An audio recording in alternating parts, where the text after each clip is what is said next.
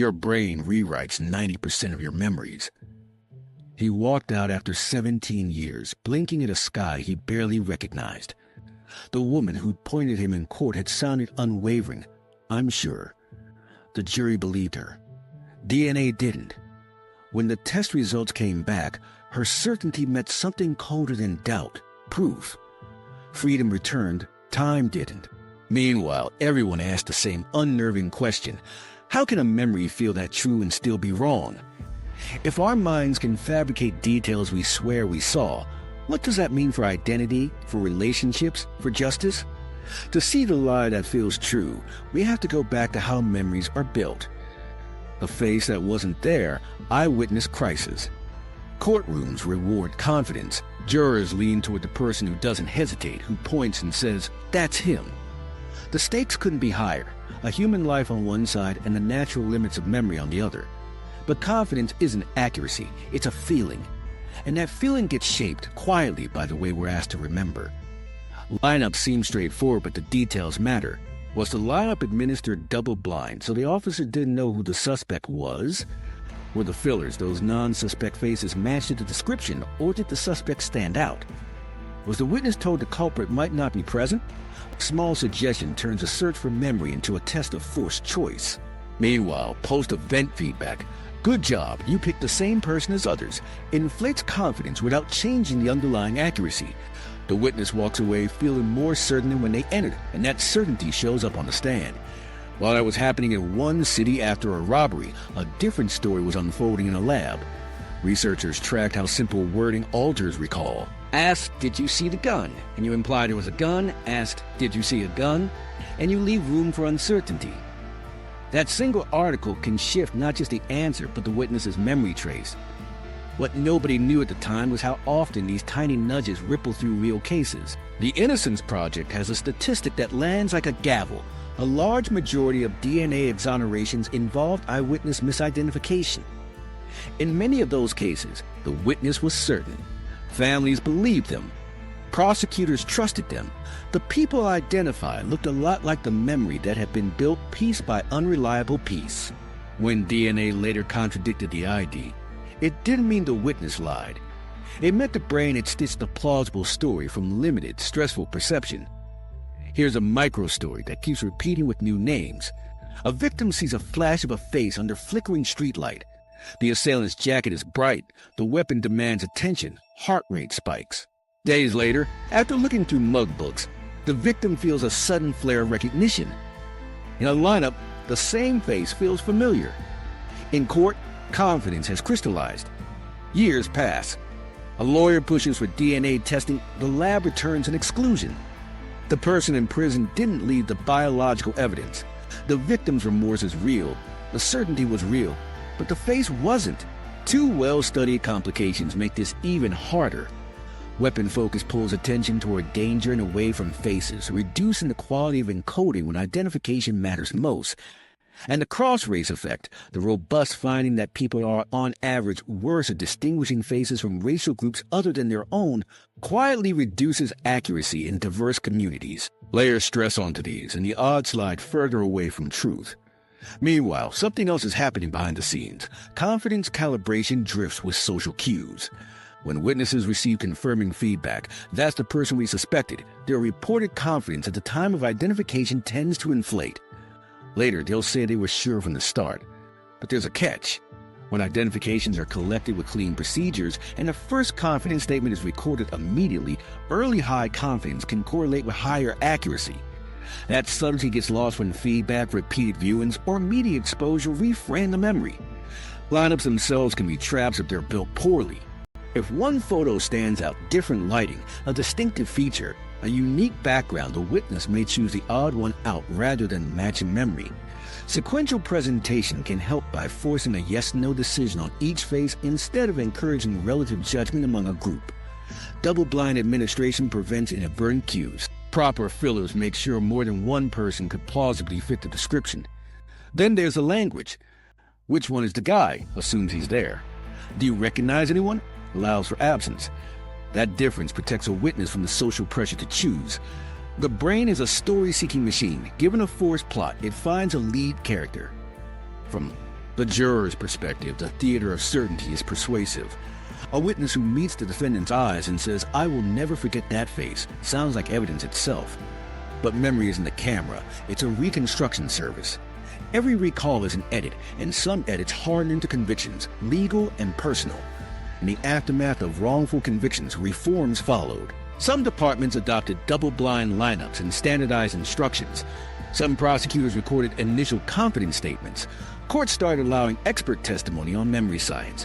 But the problem didn't vanish because the core issue isn't just procedure, it's the biology of how minds build the past. Get this, if memory can buckle in the quiet seriousness of a courtroom, what's it doing to our everyday lives where nobody's taking notes? The same mechanisms that distort identifications are working on your stories about last weekend, your arguments, your first impressions. The same feeling of certainty that swayed a jury is steering your judgments at dinner. To understand why, we need to leave the witness stand and walk into the editing room inside your head, where every memory is being rebuilt even as you reach for it. Memory isn't a camera, it's a story editor. To see the lie that feels true, we have to watch how memories are built. Your brain doesn't press record. It sketches. First comes encoding, snapshots of features, not a full panorama. Under pressure, it grabs what seems useful and compresses everything else. Then storage, where those sketches get filed alongside older patterns. Finally, retrieval, which isn't playback. It's reconstruction. You rebuild the past with fragments guided by what usually happens, what you expect, and what still makes sense now. Schemas do that heavy lifting. They're your mental templates for restaurants, classrooms, first dates, arguments. They save energy by filling gaps with the typical. If you were in a diner with chrome stools, your schema supplies the ketchup bottle, even if you never glanced at it. That guess is efficient. It's also how errors sneak in. When you later remember the ketchup, you're recalling the story your brain made coherent, not the raw scene. Here's where it gets more precise. Fuzzy trace theory says you store two kinds of traces: verbatim, the exact details, and just the meaning. Verbatim fades quickly, just lingers. You remember that you argued about money, but the exact words are gone. You recall a seminar was exciting, but misplaced who asked a sharp question. Because just outlasts verbatim, your reconstructions lean on the broad strokes and patch the specifics with best guesses. The result feels complete because meaning is intact. Now think about retelling. Every time you share a story, you're not just transmitting a memory, you're editing it. You emphasize beats that landed with your friend, trim slow parts, and sharpen the punchline. The next time you recall it, those edits are easier to access than the original moment. Rehearsal makes stories better to hear and worse as records. That's why your college tale has a cleaner arc each year while drifting from the messy truth. In daily life, this plays out in tiny ways you don't notice. You walk into a familiar conference room and later remember the whiteboard notes that were actually erased. You swear your coworker wore the blue jacket because that's their usual look, but today it was gray. You recall saying, "Let's table this," when you actually said, "Let's circle back." The meaning was delayed, the phrasing got rewritten to fit your style. Why does the brain do this? Because precision is expensive. You need time, attention, and storage to keep every detail. Instead, your mind trades precision for speed and coherence. It compresses like a good editor, preserving meaning and flow so you can act. That's adaptive most of the time. You don't need to remember the exact position of every coffee mug in your kitchen, just the gist of where things usually are. When a detail matters, though, like the exact words in a contract, those shortcuts bite. Meanwhile, something else is guiding the edits, your current beliefs. Retrieval is influenced by who you are now. If you see yourself as decisive, you'll recall past hesitations as quicker. If you've grown skeptical of someone, you'll reinterpret old conversations through that lens. The memory gets updated to match the present version of you. It keeps your identity consistent, but it drifts from the original. There's a catch with filling in the blanks. It isn't random. It's constrained by plausibility. You rarely invent a pink elephant in the boardroom. You add plausible chairs, likely phrases, ordinary weather. That's why the results feel so trustworthy. Everything fits. The fit itself becomes evidence in your mind. We're not helpless here. When you want higher fidelity, separate gist from verbatim on purpose. After a meeting, jot the exact phrasing of key decisions before. You summarize meaning. When you study, store precise dates and definitions separately from the story. You're building two parallel traces so one doesn't overwrite the other. And when you recount an event, mark what you saw versus what you inferred. That simple tag keeps edits from masquerading as facts during later recall. Here's a quick human moment. You're late, hustling out the door. You remember your wallet on the dresser because that's where it lives. In the car, it's gone. You backtrack and find it on the kitchen counter under yesterday's mail. Your brain supplied the schema-consistent location to keep life moving. 99 times out of 100, that's helpful. On the 100th, it's a false memory that makes you miss a train. What nobody tells you is that memory's job isn't to archive, it's to predict. Reconstructions are guesses about what must have happened, given your traces and your models of the world. When those models are strong, you're fast and effective. When the stakes demand detail, you need a different mode. Slow down, capture verbatim, reduce later edits. But there's one more force in the editing room: suggestion. When external cues slip into your reconstruction, you can't always tell whose idea became your memory, a classic source monitoring problem. If the story's a draft, who else gets to hold the pen? We're about to find out what happens when a single word nudges the entire scene. Planting memories, the misinformation effect. A single word can bend a memory. Ask people about a car crash and swap hit for smashed, and their answers shift. Speeds go up. Some later remember shattered glass that never existed. That classic finding isn't trivia. It's a map of how suggestion slips into recall and rewrites what feels real. The stakes are personal and social. A leading question can co-author your past with you. Here's what's happening under the hood. When you retrieve a memory, you open a file that isn't RAID-only. It's editable. External cues, question wording, headlines, photos, other people's stories, arrive right as the file is open. Your brain tries to make a coherent scene from partial data, and suggestion provides convenient pieces. Close the file, and some of those pieces save. Weeks later, you'll swear they were always there. Consider the original lab scene. Volunteers saw a short film of a car accident. Later, one group got, how fast were the cars going when they smashed into each other? Another heard hit. The smash group recalled higher speeds. When asked days later about broken glass, they said yes more often, even though there was none. A verb changed a number and implanted a detail that matched the new story. The mind prefers a scene that fits. That leads to source monitoring errors, confusing where a detail came from. Did you see the broken glass, or did the suggestion about smash make you picture it and later mislabel that image as perception? When you're retrieving, imagination, inference, and true perception are all present. Their tags blur under repetition, fatigue, or stress. The more plausible the detail, the easier it slides across that boundary. Social influence adds power. After an event, people talk. One confident voice, I definitely saw the red jacket, can spread that red jacket to others' memories. The group isn't lying, they're aligning. This memory conformity effect grows when the detail fills a gap or reduces uncertainty. Add photos and headlines, and you've got strong rehearsal.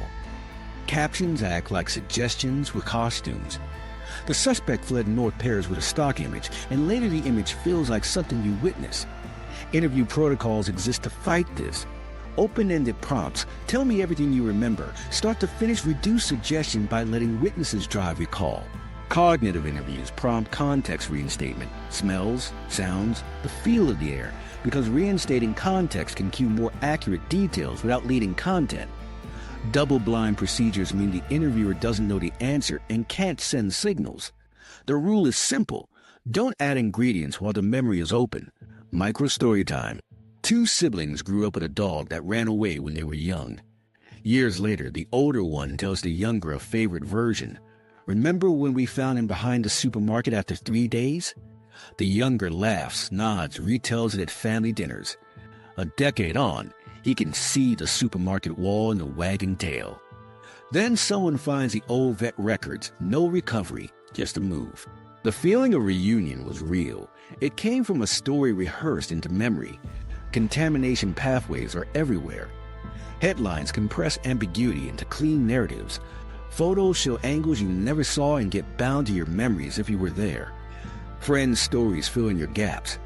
Even your own prior retellings become sources. The moment you describe an event in a way that lands well, you increase the odds you'll remember that description next time.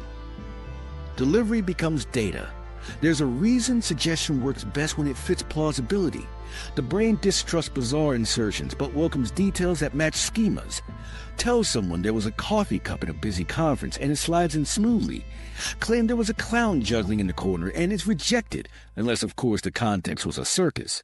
Fit is the gatekeeper. So how do we reduce planned memories without grinding life to a halt?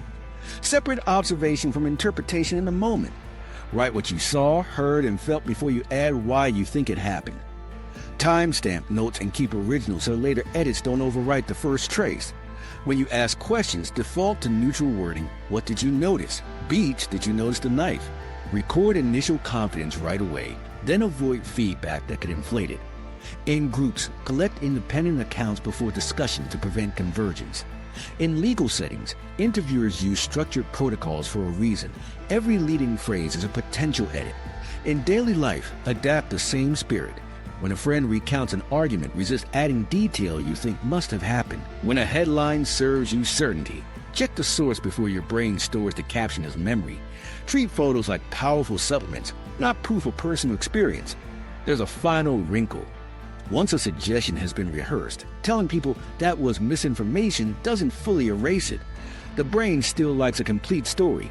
Removing a piece creates a whole. Offer an alternative explanation and you give the mind a new story that can hold the place. Without it, the old rehearsed version keeps resurfacing. Suggestion is one lever that steers memory's draft. Another is emotion, which can lock in meaning while smudging detail. When feelings run high, confidence rises, and the door for plausible insertion stays open. That's where we go next. Emotion's double-edged sword. Some memories feel welded into place because of how we felt when they formed. You can still hear the siren, taste the metallic rush of adrenaline, swear you'll never forget a single detail. Here's the twist. Emotion preserves the sense that a memory is accurate while the details drift. The confidence sticks, the specifics slide. That's a double edge, feeling certain while being wrong in particular ways. Flashbulb memories capture this. People wrote immediate accounts after major events, then rewrote them years later with total conviction.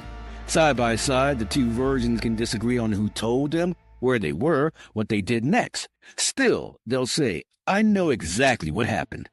What's going on isn't lying. It's the amygdala boosting the signal for meaning and importance while attention narrows to the core. The gist hardens, the edges blur. Think back to public tragedies. Right after a disaster, researchers asked volunteers to record where they were, who was with them, what they felt. Months or years later, they ask again. Reports diverge, subtly at first, then more. People swap a classroom for a dorm, a phone call for a TV broadcast, a roommate for a parent. Yet their confidence often stays the ceiling. The feeling of I was there like this becomes part of the memory itself.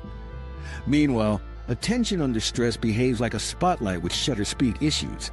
It locks onto threat, faces, explosions, weapons, and leaves backgrounds in low resolution. Weapon focus is one version. In emotional scenes, other details suffer too. The amygdala flags what matters for survival. The hippocampus binds a coherent episode, but leans on gist when the cognitive load spikes.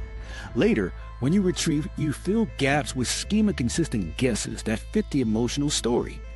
Therapy sits right in this tension. Trauma work aims to process meaning and restore safety, not to notarize each detail. Expecting perfect precision from traumatic narratives misunderstands how emotion shapes memory. A survivor can be absolutely honest about terror, smells, fragments, and still misplace timestamps or sequence. The goal isn't courtroom accuracy, it's integration. Reducing the power of triggers and building a narrative that the body believes is survivable. On the other end, nostalgia warms the past until it glows. The feeling of belonging of those were the days knits episodes into cleaner stories than they were. Rosy distortion slips in, hassles fade, jokes get funnier, weather turns sunnier. The coherence you feel is real. The editing is too. When you revisit an old hangout and it feels smaller, part of that mismatch comes from how emotions scale the memory. Here's a micro story. You remember your first kiss as if it just happened. The music, the trembling laugh, the tilt of the head. You tell it the same way every time. Summer air, warm breeze, a sudden sprinkle that made you both run for cover. Years later, a photo surfaces from that night, date stamped. In early spring, Both of you in jackets, streets dry. The core is true. The wetter part came from the feeling you attached to the scene. Your brain matched the emotion with a season and filled the sky accordingly. Emotion also makes memories easier to retrieve. Highly arousing events create strong cues, smells, sounds, a color that yank you back. That power can help learning when you pair material with meaningful stakes, but it can also strengthen false links. If the wrong detail gets bound to the feeling, it becomes sticky.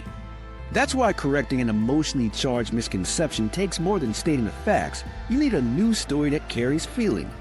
There's a practical move here.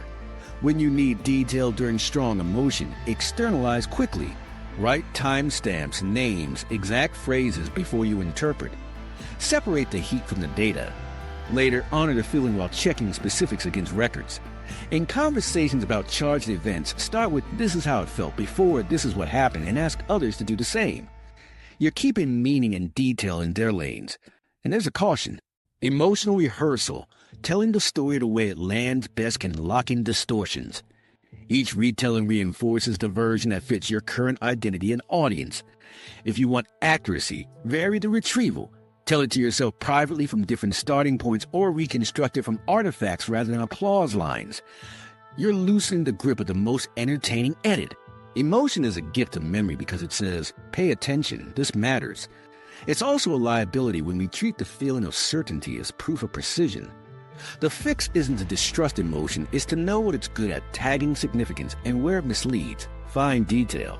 Beyond distortion, there's a more unsettling frontier. Sometimes the system doesn't just blur edges, it invents scenes that never happened at all. That's where we're headed next. When memory creates what never happened. There are times when the brain doesn't just blur a scene, it builds one from scratch and swears it's real. In labs, this shows up in a simple but unsettling task. People study lists of related words: bed, rest, dream, tired, pillow. Later, they recall or recognize a word that fits the theme, sleep, even though it was never on the list. That critical lure feels familiar and true. It's not a trivial hiccup. It reveals how easily meaning can manufacture detail. Here's the mechanism. Your hippocampus is a pattern completion machine. Give it enough overlapping cues and it predicts the missing piece. That's useful when you're recognizing a friend in a crowd from a partial glimpse. It's risky when the missing piece becomes a memory. In the wordless paradigm, the gist is so strong that the system auto-fills the center of gravity. Retrieval later offers that filled-in piece with the same ease and confidence as the studied words. Outside the lab, pattern completion runs our lives. You walk into your kitchen at night and remember the chair tucked under the table, so you swing your hip around it and keep walking.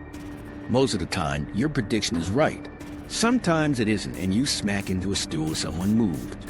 That sting is a tiny version of a bigger truth. The brain privileges plausible completion over perfect recall. Now to autobiographical territory, where it gets complicated. In classic Lost in the Mall studies, researchers asked close relatives for true childhood events and added a plausible but false one: being lost in the shopping mall. After guided interviews with imagination exercises, some participants later remembered the false event, including feelings and visual details. Not everyone did, and the protocols raised ethical debates about planning misinformation. But the result made one point clear: with suggestion and plausibility, people can form sincere, detailed memories for events that didn't happen. That's not the same as lying. Confabulation, filling gaps with narrative, often appears in neurological cases like certain types of frontal lobe damage or Korsakoff syndrome. The person isn't deceiving, the brain's source tracking systems are impaired, and the mind generates a coherent account to explain experience. In everyday healthy memory, a milder version occurs. You sincerely recall what seems to fit, unaware that the source was imagination, a photograph, or someone else's story. We need guardrails here. Lab studies show we can increase the likelihood of false recollection under specific conditions: high association, repeated suggestion, guided imagery, social pressure, and time. But labs don't show that therapists can reliably recover repressed traumatic memories, or that people are blank slates ready to accept any bizarre claim. The stronger the plausibility and the richer the supporting context, the easier a false memory forms. The more outlandish the claim without scaffolding, the harder it sticks. Why does plausible beat precise? Precision decays fast, just endures. A detail like the exact password you used in 2012 evaporates. The meaning of a phase of your life, broke student, night shift nurse, stays. When you later reconstruct an episode, you lean on meaning to fill holes. The fills tend to be ordinary, expected, and consistent with your identity and culture. That's why people rarely invent purple skies. They invent the usual sunset. There's a striking human moment that captures this. A man swears he met a childhood hero at a county fair. He can describe the handshake, the autograph, the lemonade stand. Decades later, his mother shows him the scrapbook. The autograph came in the mail. The fair was rained out that year. He isn't faking. He emerged a mail in autograph with a vivid day at the fair and a TV clip into one clean episode. Familiar pieces bound together, hardened into memory. This blending is helped by source monitoring errors. You experience thoughts, images, and perceptions in similar neural neighborhoods. Their labels, seen, imagined, told, are added metadata. Under repetition in time, those tags loosen. If you picture an event many times, the image gains a fluency and detail you usually associate with seeing. Your mind reclassifies as experience. Ethically, this is a tightrope. In legal context, recovered memories require careful evidence-based handling. In therapy, the aim shouldn't be to certify historical facts up to courtroom standards. It's to help someone make meaning and reduce suffering. In the lab, researchers draw clear lines, demonstrate mechanisms, report limits, avoid inflating claims beyond the data. In life, the best practice is transparency. What you know, what you inferred, what someone told you. One more reason errors persist: they serve us. A plausible invented scene can knit a hole in your timeline, resolve a lingering question, or support a self-story that motivates action. The cost is fidelity. The benefit is continuity. That trade-off pops up everywhere in memory science. All of this sets up a question we don't like asking. If the brain is so ready to create, why keep it this way? Because prediction keeps you alive. A system that completes patterns lets you move through a noisy world with speed. Sometimes it fabricates. Often it saves you from standing still. The next step is to see why evolution backed good enough memory and what we gain by accepting the illusion without surrendering to it. Why your brain lies, the useful illusion. Start with a dark hallway. You wake at 3 a.m., no lights, phone face down. You remember the coffee table, slide left to avoid it, and make it to the kitchen without a bruise. That memory might be from yesterday, last week, or last year, or it might be a prediction dressed up as recall. Either way, it worked. That's the point. The brain isn't aiming for historical truth, it's aiming for useful next steps. Evolution favored animals that could act fast on partial information. In a noisy world, exact recall is slow and expensive. Approximations are cheap and fast. So the brain built a system that compresses experience into patterns, schemas, and then use those patterns to reconstruct the past and anticipate the future. Accuracy matters, but only to the degree it improves survival and social coordination. When the cost of precision outweighs the benefit, the system chooses good enough. That's the useful illusion. Predictive processing explains the engine. Your brain constantly generates priors, expectations about what's out there and what usually happens, and compares incoming sensory data against them. Mismatches drive updates. Matches let you move without fuss. Memory runs on the same circuitry. What you call recall is often your current model filling in gaps, so the world stays coherent. When the model is strong, your experience feels stable. When it's off, you notice the error and adjust. Compression is how you get speed. Instead of storing every pixel of your day, you store summaries, the layout of your apartment, the gist of your colleague style, the typical rhythm of your commute. These compressed codes are efficient to retrieve and reuse. They're also lossy, details drop. Gist extraction is a feature, not a bug. It shaves away noise so you can see patterns that matter. Friend or foe, opportunity or threat, yes or no. Now, why the lies? They're not lies in the moral sense. They're guesses that feel like memories because they're built with the same machinery. When you remember moving your keys from the counter to your backpack, you're reading the most probable state given your routines. If the keys aren't there, reality sends a prediction error and you update. It's clumsy when you're late. It's life-saving when a rustle in the grass is probably a snake. Coherence is another priority. Your sense of self is stitched from imperfect episodes. If every retrieval reminded you how uncertain you are, you'd hesitate constantly. So the system smooths the edges. It writes a consistent story. You're the type who shows up, who prefers order, who hates cilantro. Memory supports that identity by upgrading ambiguous past moments to match the current script. The result is continuity, which helps you plan and maintain relationships. You might misremember a timeline. You keep your life navigable. There's a cost to this stability. Confidence inflates. Familiarity. The ease with which a story comes to mind gets misread as accuracy. Your brain translates fluent processing into the feeling, yes, that's what happened. Under load, you lean even more on priors, which speeds you up and raises the risk of distortion. That's the speed, veridicality trade-off playing out in daily decisions and on witness stands. Back to that hallway. You glide past furniture you can't see because your map is solid. If someone moved a stool, you'll clip your shin. But think about the trade. Thousands of clean passes for one bruise. The system took the bet. It made you mostly write at a fraction of the cost of turning on lights, scanning the room, and walking like a robot each night. Useful beats perfect. This predictive stance affects perception too.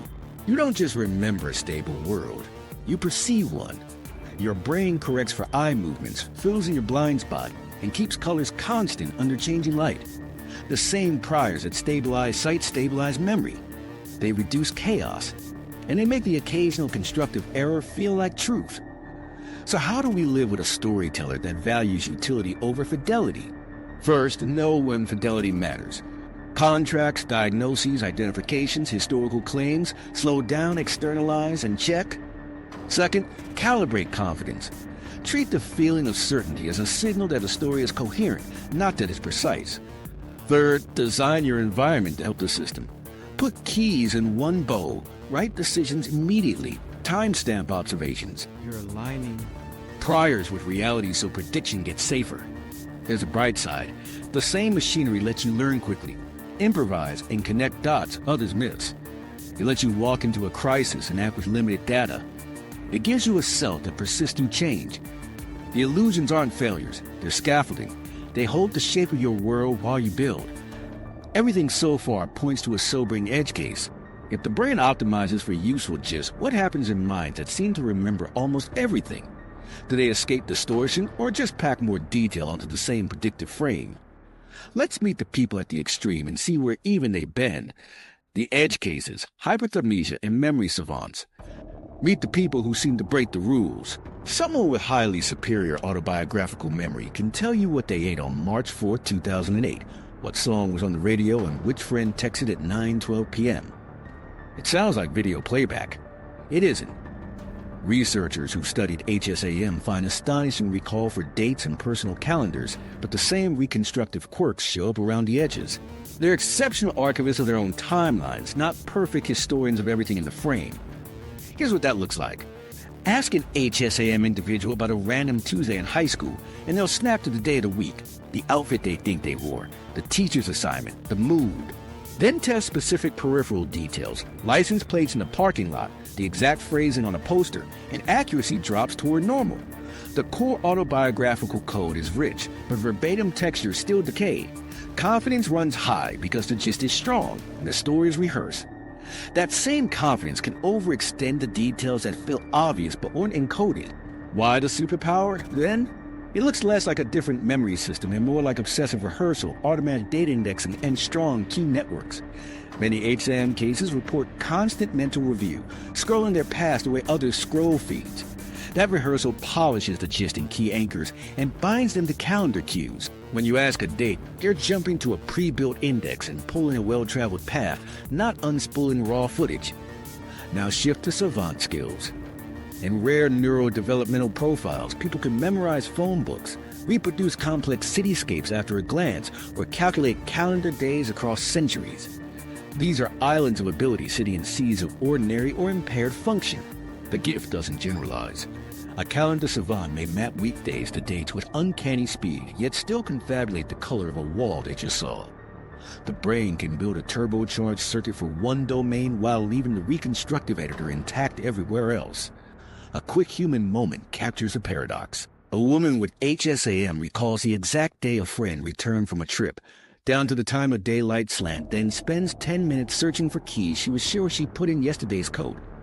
She's right about the reunion date. She's wrong about the pocket. The system that excels at autobiographical indexing still predicts and feels like everyone else when routine details blur. Edge cases help us test the rules. When researchers present misinformation to HSAM participants, altered photos, leading questions, susceptibility doesn't vanish. It shifts with plausibility and rehearsal. If a suggestion fits their well-practiced narrative, it can weave in. If it clashes with an anchored date or a distinctive cue, it gets rejected. The safeguard isn't immunity, it's dense scaffolding in a narrow zone. This matters for identity. People with extraordinary recall often carry a heavy narrative load. Remembering every slight and joy with high accessibility can glue emotions to episodes long after most minds fade them. That stickiness can be a gift, gratitude on tap, and a burden, grudges that don't dim. Even at the extreme, memory is serving a self-story, not transcribing a timeline. So what do the outliers teach the rest of us? More data doesn't cancel reconstruction, it decorates it. Practice builds paths that feel like certainty, but certainty is still a feeling. If those who remember the most still drift at the edges, the question shifts from, can I trust my memory, to which parts do I trust, and how do I check the rest? Identity on shifting sand. Memory doesn't just store your past, it drafts your character. Each time you recall a moment, you're not pulling a fixed file, you're updating a living document. The self-memory system ties your sense of who you are to the stories you can retrieve easily. If you remember yourself as the kid who always stood up, you'll spot and rehearse episodes that fit that script. Recall, therefore, reshapes identity as much as it reflects it. Reconsolidation is the engine. When a memory is reactivated, it becomes labeled for a short window and can be modified before it's saved again.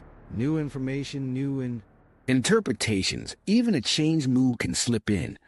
The next time you reach for that memory, you'll get the edited version, and the edit will feel original. That's how people become more forgiving of a parent after therapy, more skeptical of an ex after a breakup, or more confident after a hard-won success. The narrative updates, then reads as always true. Relationships run on shared edits. Couples tell origin stories, arguments, recoveries. They decide, sometimes without saying it, which versions stick. We got through that because we're stubborn becomes the official line, replacing messier facts about luck or outside help. Friends rehearse reputations, the reliable one, the chaotic one, the funny one. Over time, those roles harden, not because the past was consistent, but because the group keeps recalling it that way. Identity becomes a team project. Inside families, the effect is even starker. Siblings can grow up in the same house and carry radically different parents in their heads. The oldest remembers strict rules and pressure. The youngest recalls warmth and leniency. Both are sincere. They encoded different patterns, were treated in different contexts, and later rehearsed stories that fit their adult selves. Each version guides behavior, how they set boundaries, whom they trust, even if neither is complete. There's a benefit to this. Coherence helps you act. A stable story about yourself reduces decision fatigue. If you're the one who finishes, you finish, meaning glues disparate episodes together so you can navigate change without feeling like a stranger. You forgive, move on, recommit because you can explain what happened and where you are now. The draft keeps you moving. But coherence has risk. Rigidity turns stories into cages. Consistency bias nudges you to misremember past beliefs as closer to your current ones, making growth look static and error-proof. Confirmation bias filters which memories come to mind, so you stack evidence that your view of yourself and others is the only sensible one. The more often you tell the clean version, the harder it is to admit edges that don't fit. Here's a micro shift that happens silently. You start a new job and feel out of your depth. 2 months later, after a win, you recall the first week as less shaky than it was. That tidy revision boosts confidence, which helps performance. It also hides the learning curve you survived, making you less patient with someone new. A small identity edit changes how you treat real people. Reconsolidation can also be used deliberately. When you catch a memory that fuels a limiting story, I always choke, you can reopen it with new context. Write the scene. Include the constraints you face, note what you did right, and pair it with a later success. You're not faking, you're widening the frame. Next recall. That broader version is easy to access, and the identity it supports is more flexible. Social media adds a modern twist. Posts become anchors that future you will consult. The caption you chose during a breakup, bravado, sarcasm, despair, can become the memory's tone years later when you scroll back. Likes and comments rehearse one interpretation. Over time, identity bends toward the performance you rewarded, not the complexity you lived. Reputations amplify this in public life. A single viral story can set a persona that new information struggles to overwrite. Even when the facts get corrected, the old narrative is the one people remember. Your own mind works the same way about you. First drafts get disproportionate weight. That's why early labels, lazy, prodigy, difficult, echo so long, unless you keep retrieving counterexamples. There's a gender side to identity edits, mutual rescue. In strong relationships, partners lend each other better versions to try on. You've handled worse. You notice details the rest of us missed. You apologized and meant it. When those lines are repeated sincerely and paired with real cues, they reconsolidate into memories that feel like truth. Identity becomes less brittle because someone else witnessed a fuller you and kept telling that story. Still, we need guardrails. When a conflict depends on specifics, separate event memory from identity claims. Start with, here's what I wrote down at the time, before. This means you don't care.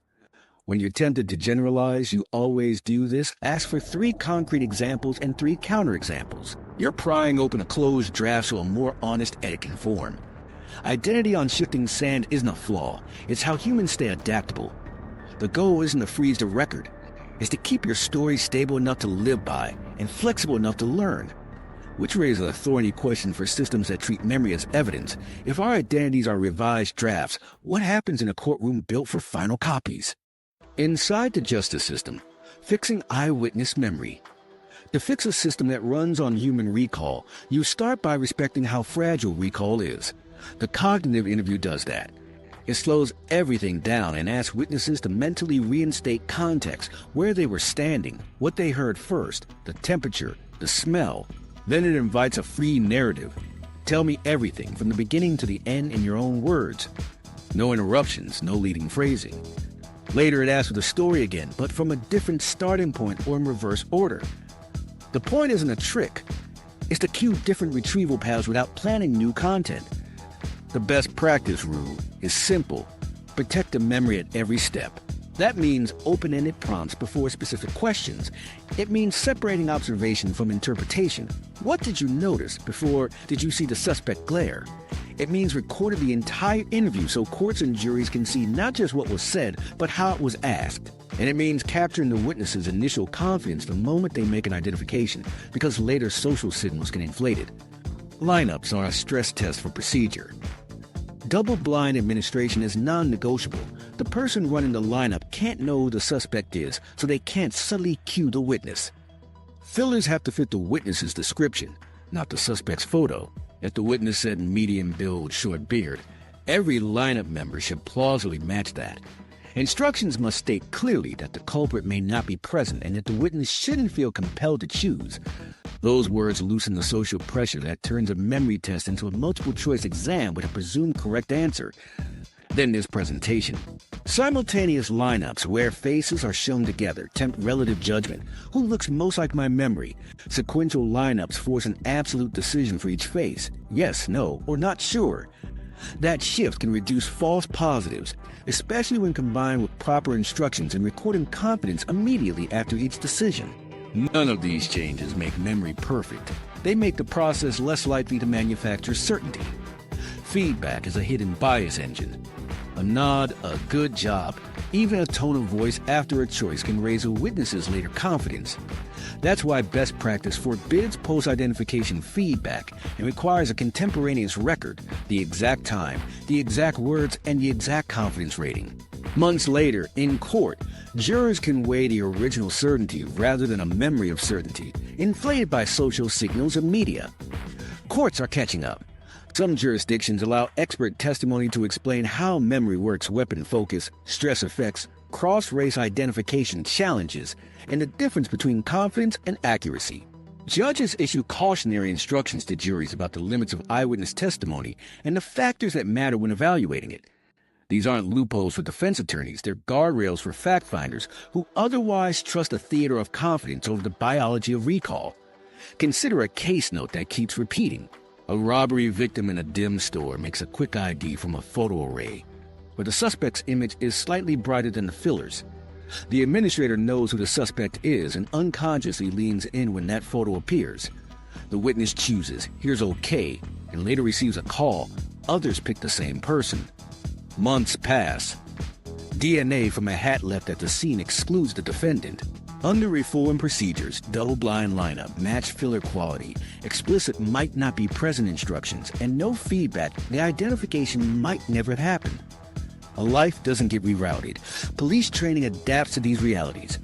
Investigators learn to avoid show-ups, single suspect confrontations, except under strict time-limited conditions.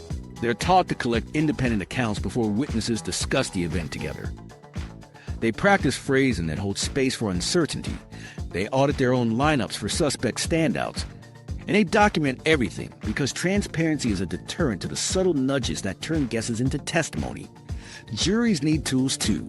Pattern instructions can list relevant variables, viewing conditions, duration, stress, weapon presence, cross-race factors, delay between event and identification, lineup construction, and whether a procedure was double-blind.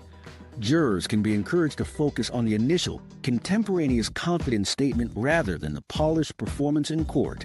They can weigh whether later exposure, news photos, preliminary hearings rehearse the face into the witness's memory. Limits matter. Reforms reduce risk, they don't erase it. Even the cleanest cognitive interview can only retrieve what was encoded.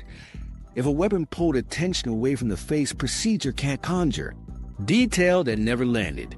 If stress was high and exposure brief, the best lineup won't turn a vague impression into a reliable ID. The goal isn't certainty, it's calibration. Knowing what a memory can bear and what it can't. There's a cultural shift embedded here. For decades, the justice system treated memory like a sealed record and confidence like its cover letter. The new stance treats memory like a draft and confidence like a feeling. That shift doesn't make prosecutions impossible, it makes convictions sturdier. Cases rely more on corroboration, DNA, digital traces, physical evidence, and less on the most persuasive voice in the room. Outside the courtroom, the same mindset applies. Anytime a decision rests on human recall, workplace investigations, school incidents, clinical assessments, borrow the justice system's upgrades, open-ended retrieval, double-blind procedures where possible, immediate confidence recording, and a healthy respect for absence of memory as data. You're not distrusting people. You're protecting them from the quirks of being human. Everyday distortions you don't notice. Memory drifts quietly when nobody's watching. Rosy retrospection softens the edges of hard weeks until they look like character-building adventures. You remember the road trip as freedom and music, the flat tire, the argument over directions, and the sketchy motel fade into background texture. That warmth isn't fake. It's your brain prioritizing meaning over discomfort and filing the hassles under costs we're paying. Consistency bias pulls past you toward present you. You now love early mornings, so you always did. You're convinced you were skeptical about a trend before it blew up, because it's hard to carry two selves in one story. The result is a smoother timeline that hides how much you actually changed. It feels like integrity. It's an edit for coherence. Hindsight bias arrives right after outcomes. Once you know who won, which company failed, or why a relationship ended, your brain reshapes the prelude into inevitability. I knew it all along is less arrogance and more the mind aligning causes with effects. The danger is overconfidence. You forget how uncertain it felt in the moment and misjudge future risks with that borrowed certainty. Learning plays its own tricks. Spacing out study sessions and practicing retrieval are gold, but familiarity masquerades as mastery. Rereading highlights gives you a fluency high, words look smooth, concepts feel obvious, yet your ability to recall from scratch lags. It's the illusion of competence. You confuse seeing the path with being able to walk it alone. Testing yourself, even when it stings, punctures that illusion and produces real learning. Belief bias warps recall to match your current worldview. If you think your manager is unfair, you'll retrieve episodes that prove it and misremember ambiguous ones as confirming. If you see your partner as generous, similar filtering happens in the other direction. The same event can be encoded neutrally but get retrieved with a slant that fits your narrative today. That reinforcement loop feels like truth because it's fluent. Here's a quick micro story. A couple insists, "We hated that restaurant." The tone is unified, the memory crisp. Then they check old bank statements and find monthly charges for a whole year. They didn't hate it, they outgrew it, complained near the end, and later let that feeling define the era. The receipts break the spell. The story was honest in tone, not accurate in pattern.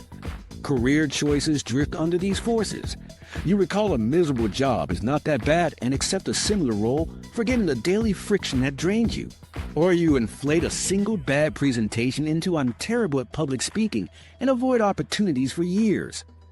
Reviews you write weeks later glow, or tank depending on your last interaction, not the full span. Arguments at home lean on what your brain can grab fast, recent slights rehearse lines, while quieter kindnesses are harder to retrieve on demand. So what do you do without turning paranoid? Build gentle frictions. After meetings, write exact decisions before your takeaways. Separate observation from interpretation. What happened, then what you think it means. Keep date stamp notes so you can catch your future self revising. When certainty spikes, run a calibration drill. Produce 3 disconfirming examples before acting. In learning, replace rereading with retrieval, spacing, and interleaving, and treat the ease of recognition as a red flag. You won't eliminate distortion, and you don't need to. You're trying to steer it. Calibrate confidence, externalize when precision matters, and expect your brain to tidy the past. If suggestion and emotion can sway memory in a courtroom, they can sway it at your kitchen table. The fix isn't cynicism. It's small habits that keep your personal archive honest enough to trust. Hacking memory carefully. If memory is a draft, you can. Learn to edit with care. Start with the strongest lever we have, retrieval practice. Don't reread, recall. Close the book, hide the notes, and pull answers from scratch. That effort signal, the feeling of reaching, isn't a bug. It's the trigger for durable storage. Pair it with spacing. Instead of cramming on Sunday, touch the material briefly across days. Let forgetting start, then yank it back. Each rescue rewires the path and thickens the trace. Interleaving helps too. Mix problem types or topics instead of blocking one kind at a time. It feels slower because the brain can't coast on short-term repetition. That difficulty forces discrimination, what cue goes with which solution, which is the whole point. If you need both the story and the specifics, split how you study them. For gist, tell the narrative in your own words. For verbatim, isolate the exacts, definitions, formulas, dates, and test those separately so your story doesn't overwrite the fragile details. Treat errors like gold. When you miss a question in practice, don't just mark it wrong. Write the correct answer immediately, add a brief why, and tag the source. Then schedule a quick review in a few hours and again days later. You're using reconsolidation windows on purpose, opening the memory, inserting the fix, and saving the new version. That's how you prevent mistakes from hardening and how you upgrade a shaky path into a useful one. Guard against suggestion while you learn. Leading cues can plant false confidence. If your flashcards ask, "Is Berlin the capital of Germany?" you're giving away the answer. Rewrite to, "What's the capital of Germany?" The absence of a hint reveals what you truly know. In notes, separate observation from interpretation, what the lecturer said versus your take. Use clear labels and keep original versions. When you revise, append rather than overwrite. Later, you'll see your edits instead of convincing yourself you always understood it that way. External records reduce confidence inflation. Timestamp decisions, save meeting summaries, and store raw data next to conclusions. Add small metadata, who was present, which documents were used. When the story drifts, your past self becomes a witness. In teams, collect independent accounts before a debrief. Merge after. That single timing tweak blocks memory conformity and preserves diversity of recall, which improves truth-finding and strategy. Build environments that support prediction rather than fight it. Put keys in one bowl, park files in consistent folders, name documents with date and version. You're aligning priors with reality so your brain's probably becomes actually more often. For identity-level memories, performances, negotiations capture verbatim while it's fresh. Exact phrases, numbers, timestamps. Later, write your interpretation separately.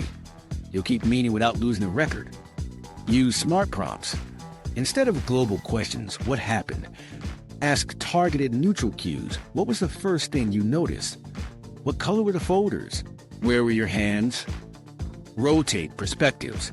Describe the scene forward, then backward, then from a different participant's vantage point. Each angle cues different traces without adding content. When you feel certain, run a calibration drill. Generate a disconfirming example. If you can't, your certainty might be fluency wearing armor. In high-stakes settings, borrow from best practice. Before witness prep, educate about how memory works without suggesting details. Practice open-ended recall, record initial confidence, and refuse to show photos or headlines that could contaminate. In classrooms, swap review sheets for retrieval grids that force free recall. In training, test often with low stakes, feedback fast, specific, and archive. You're normalizing struggle so learners won't confuse ease with mastery.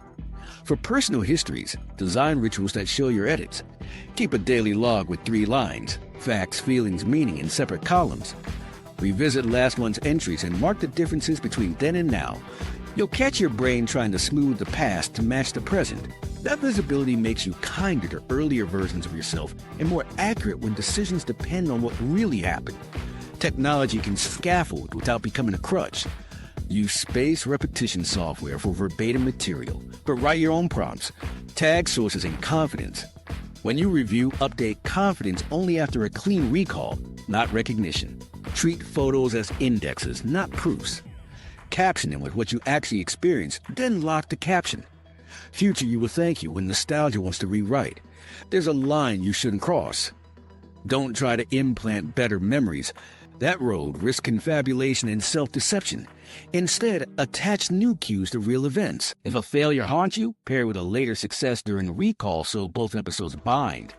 You're not erasing, you're widening context. So the memory stops dictating a narrow identity. Finally, accept the trade-offs. You can't and shouldn't turn every moment into a forensic record. Pick your battles. For legal, medical, contractual, and high-cost judgments, slow down and externalize. For everything else, let the editor work, with a few safeguards that keep the draft honest enough to live by. Some certainties you feel won't be memories at all. There'll be glitches in familiarity. We'll sort those next. Deja vu, jamais vu, and brain glitches. You turn a corner in a city you've never visited and feel a click inside. This is familiar. Deja vu isn't a prophecy, it's a signal misfire. Your brain's familiarity system fires seeing this while your recollection system can't retrieve when or where. That mismatch creates the eerie conviction without a source. Confidence spikes, accuracy doesn't. Memory runs on dual processes. One network judges familiarity, fast, fuzzy, efficient. Another reconstructs episodes with context, slower, detail-heavy. When the first lights up and the second stays quiet, your mind does what it always does. It makes a coherent story. I've been here before. The feeling is real, the explanation is a guess. Meanwhile, repetition can cause the opposite jamais vu. A common word like door looks wrong after you write it 10 times. The system that tracks novelty starts flagging the overexposed as strange. The brain uses repetition to learn, but the circuits that signal this is normal fatigue under rapid reuse. For a beat, you're alienating your own language. Here's what nobody knew the first time they felt deja vu. It can be a healthy glitch. Brief, occasional episodes are common. Temporal lobe circuits, especially those tied to familiarity signals, likely misfire and release that "seen it" tag without the memory to match. Usually it's gone in seconds. You keep walking. Life resumes. But there's a clinical edge. When deja vu is frequent, stretched out, or paired with odd smells, rising nausea, or a wave of dread, it can be an aura before a temporal lobe seizure.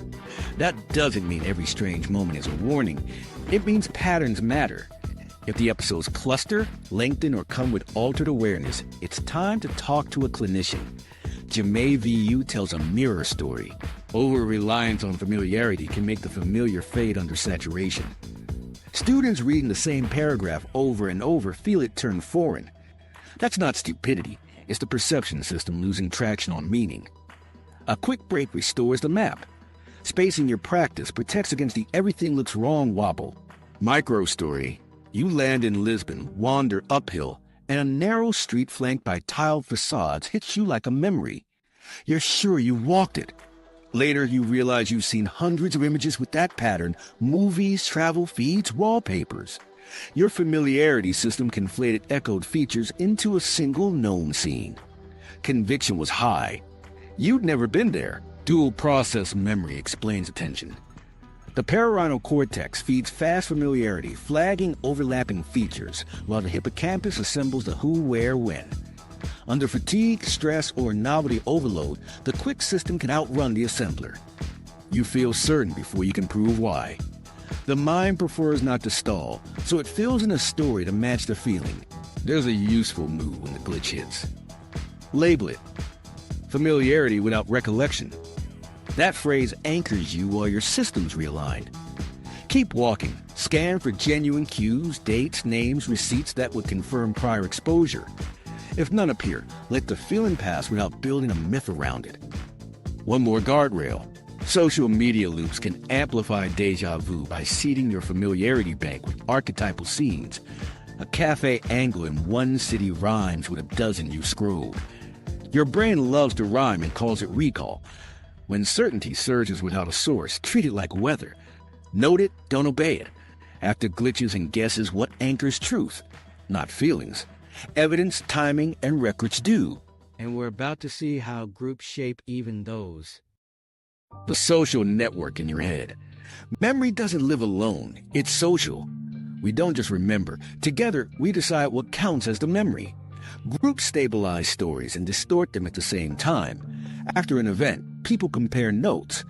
One confident voice lays down a detail, others adjust, and a group version emerges that's easier to carry than a messy set of conflicting scenes. This is memory conformity.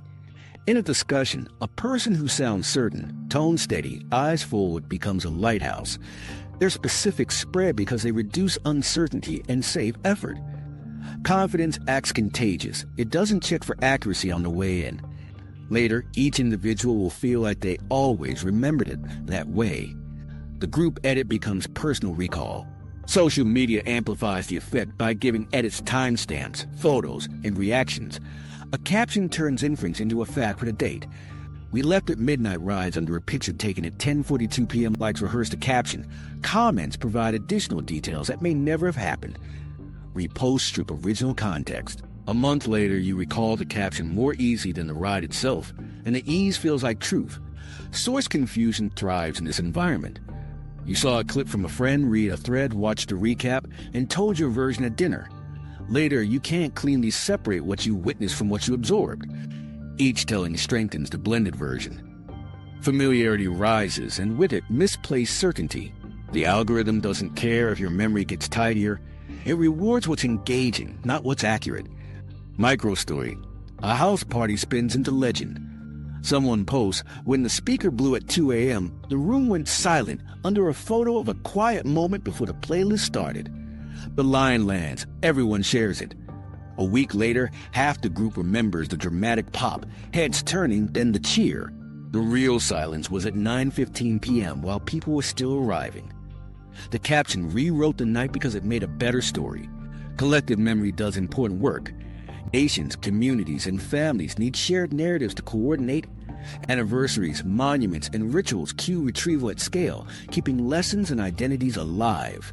But the same machinery smooths contradictions and sidelines inconvenient details. The story that fits the present becomes the story, period. That's stabilizing and blinding. There's a practical way to keep the benefits without losing the thread. Stagger recollections. Get independent accounts before group debriefs. Archive raw notes alongside the eventual summary. When you compare, mark agreements and disagreements explicitly. You're protecting variance, which is where overlooked truth usually hides. In conversations, invite low confidence tags. I think, not sure. Here's what I wrote that night. Those phrases lower the social cost of being uncertain and reduce pressure to conform. Treat photos and videos as anchors with limits. They freeze vantage points, not entire scenes.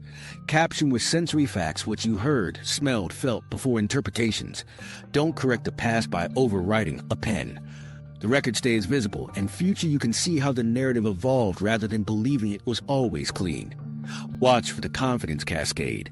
When one person's certainty spikes, pause and ask for evidence.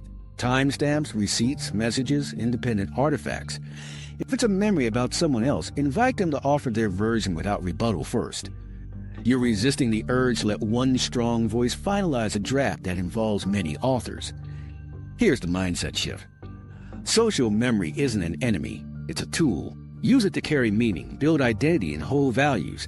Then defend the places where specificity matters when fairness, safety, or history is at stake by slowing the edit and checking sources. Living with unreliable recall doesn't mean cynicism.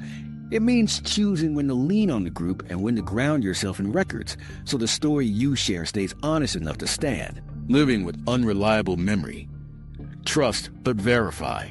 That's the posture that lets you live with a storyteller brain without turning into a skeptic who doubts everything. Start with identity.